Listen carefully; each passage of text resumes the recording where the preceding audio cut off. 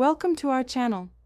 If you're encountering a blue screen error on Disney+, follow these step-by-step instructions to troubleshoot and resolve the issue. Step 1.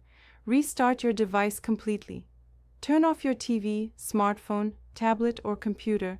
Wait for 30 seconds, then turn it back on to clear temporary glitches. Step 2. Check if Disney+ is experiencing server issues.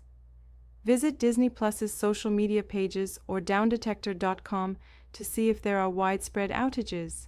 Step 3. Close and reopen the Disney+ app. On mobile devices, swipe up to close the app completely. On smart TVs, exit the app and launch it again. Step 4. Clear the Disney+ app cache and data. On mobile devices, go to Settings, find Disney+ under Apps, and select Clear Cache and Clear Data. Step 5. Update the Disney+ app to the latest version. Go to your device's App Store, search for Disney+, and install any available updates. Step 6. Check your internet connection. A weak or unstable connection can cause playback issues.